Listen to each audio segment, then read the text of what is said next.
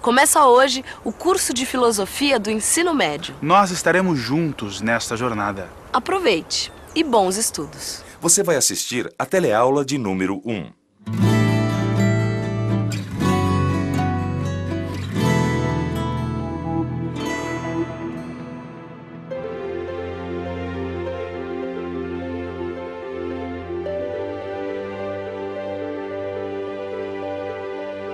Mora na filosofia, pra que rimar amor e dor. Tô indo pro meu ponto de táxi. Tá na hora de começar o batente. Mas olha só essa cidade. Todas essas pessoas estão indo pra onde? Quando eu nasci, me deram o nome de Sócrates. Nome de filósofo. Vai vir que é daí que vem o meu gosto de saber a explicação de tudo. Minha mãe disse que quando eu nasci, eu já saí assim curioso, com o zoião arregalado pro mundo. É o espanto, menino. Por que o mundo existe? Por que ele é do jeito que é? Qual o sentido da vida? Quando fazemos este tipo de pergunta, estamos começando a filosofar. Filosofar é buscar uma explicação que dê sentido às coisas da vida. É uma busca sem fim. Essa atitude, essa vontade de conhecimento e sabedoria surgiu na Grécia há cerca de 2.500 anos.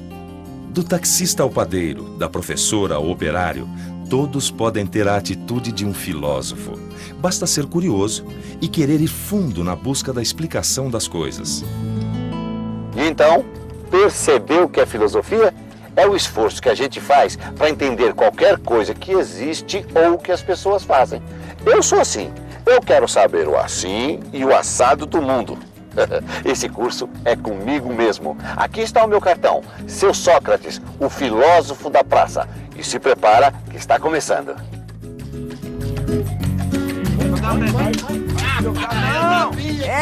Não vi ele olhando aí, Vladimir. Que isso? Ainda bem que eu sou criança.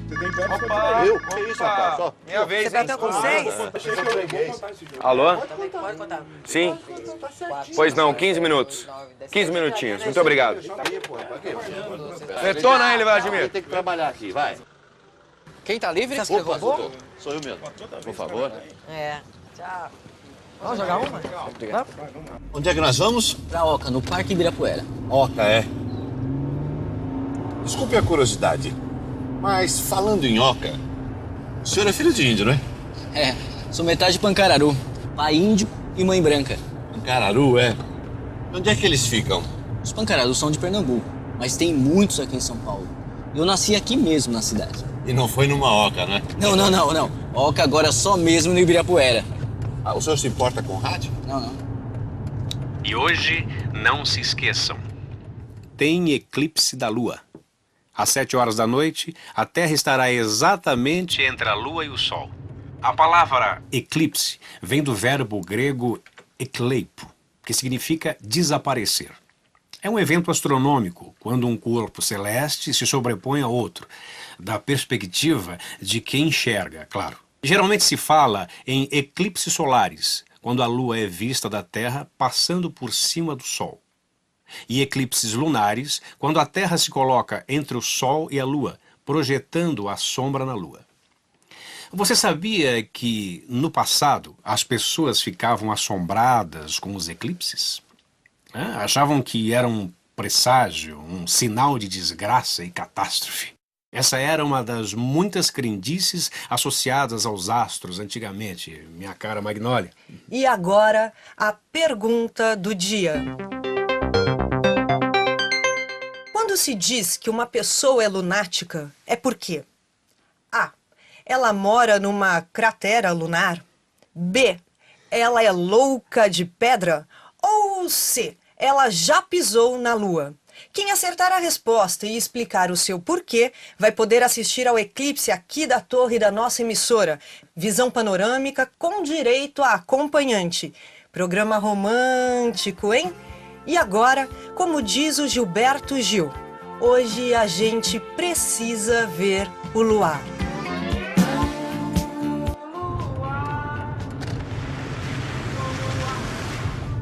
que o senhor acha que é lunático? Eu acho que é louco. Eu também acho. Mas o que o louco tem a ver com a lua? Não sei não, mas isso que o locutor falou é verdade. Vários povos têm lendas e mitos relacionados com os eclipses. E os índios brasileiros não são diferentes. É. Alguns deles acreditavam que o Sol e a Lua eram deuses irmãos. Que durante o eclipse da Lua, eles contavam que ela era devorada por um dos espíritos da floresta, a onça. Bonito. Mas a lua reaparece depois do eclipse, não é? A onça colocava ela pra fora? Não. Segundo os índios, o Sol conseguia recuperar os ossos da Lua e, utilizando a sua própria divindade, ressuscitava seu irmão mais novo. Bonito. Maravilha. Os mitos indígenas explicam a origem do mundo, das mulheres, dos astros, enfim, de tudo que existe na face da Terra. É o sentido da existência. Vamos pensar um pouco. Há muito, muito tempo, os homens não conheciam fogo. Viviam com frio, seus alimentos não eram cozidos. O fogo pertencia unicamente aos deuses. Um dia o fogo foi roubado e entregue aos homens. Os deuses, furiosos, resolveram castigar a humanidade. Criaram uma mulher, de nome Pandora, a quem foi entregue uma caixa cheia de coisas maravilhosas, mas que nunca deveria ser aberta. Enviada aos homens, Pandora, cheia de curiosidade, um dia abriu a caixa. Dela saíram as doenças, as pestes, as guerras e a morte. E foi assim que o mundo dos homens ficou cheio de males e desgraças. Esse mito explica a origem dos males que afligem a vida dos homens. Mas este não foi inventado por um povo indígena do Brasil. Ele é a criação dos gregos antigos. É uma história com mais de 3.000 anos. Bom, os mitos eram uma forma de um relato, né? Uma narrativa, uma história, sempre no formato do ouvir dizer que, né? Que tinha como objetivo mostrar, oferecia um certo tipo de conhecimento para o grego comum, né?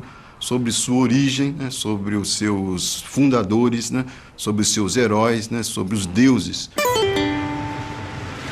Eu não entendi qual é a diferença entre mitologia e filosofia. Vamos pensar assim. Tanto a mitologia quanto a filosofia buscavam uma explicação para os fenômenos e as coisas da vida. A primeira, a mitologia, usa a imaginação, enquanto a segunda, a filosofia, usa a razão. Mas tanto uma como a outra partem do mesmo lugar, que é o verdadeiro espanto com o mundo. Quando o homem se espanta com o mundo, ele fica curioso, começa a indagar o porquê das coisas. O que é esse mundão? Por que ele existe? Por que tudo muda e desaparece e se transforma? Tem mais. Eu não entendi essa história da diferença entre mitologia e filosofia, não. Calma, calma, seu Sócrates. Vamos lembrar o seguinte. Uma hora, os mitos não eram suficientes para explicar os fenômenos do mundo. Por exemplo, você não acredita que hoje à noite tem eclipse porque a lua vai ser devorada por uma onça?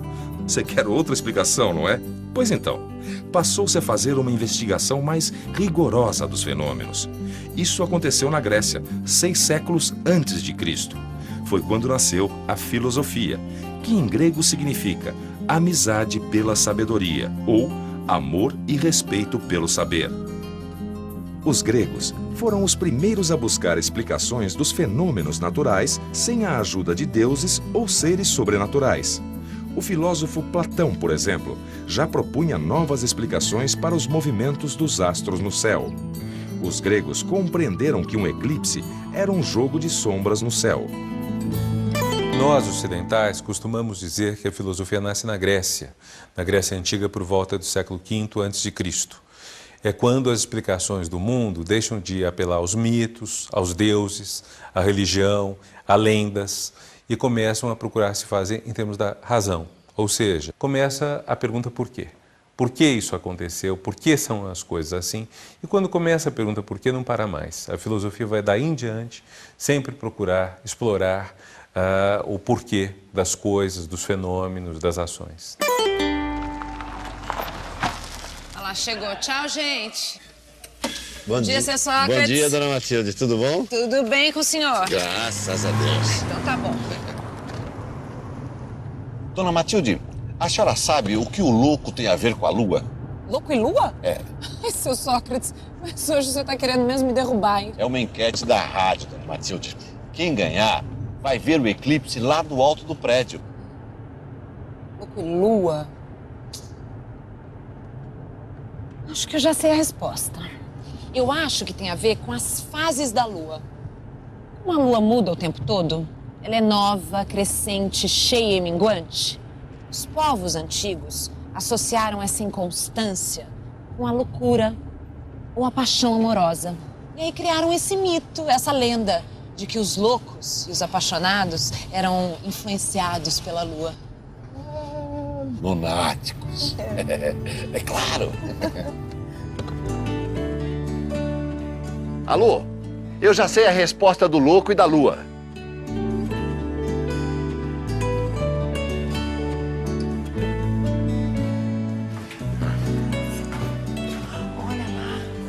Está começando? É? Oi, Fátima.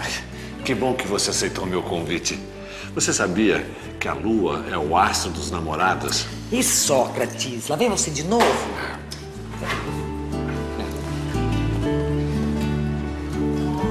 Viu? Ó. Vai dar uma paisagem bonita, né? Bonita, né? Olha que beleza a cidade daqui, Fátima. Nossa, é lindo mesmo, hein? Olá, Sócrates. Já começou.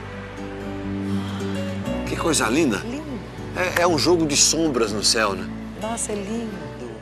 E para você que está acompanhando este incrível eclipse da Lua, aqui vai um presente super especial.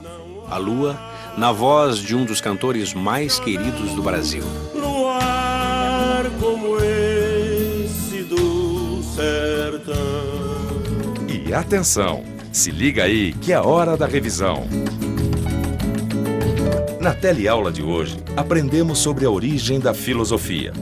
A filosofia nasce do nosso espanto com o mundo, da vontade de explicar o porquê das coisas.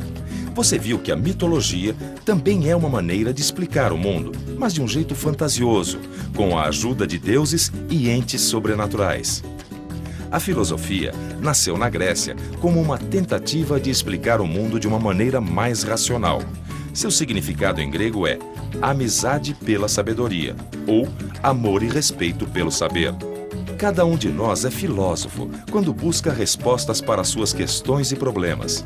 Mas o filósofo é amigo do saber, não o dono do saber. Ele sabe que nunca vai encontrar a verdade ou a explicação definitiva das coisas. Ele sabe que jamais vai saber tudo. Certas atitudes fazem um filósofo, assim como o seu Sócrates. Reflexão, curiosidade, ser questionador, às vezes ser radical. O que quer dizer ir até as raízes, até o fundo das coisas.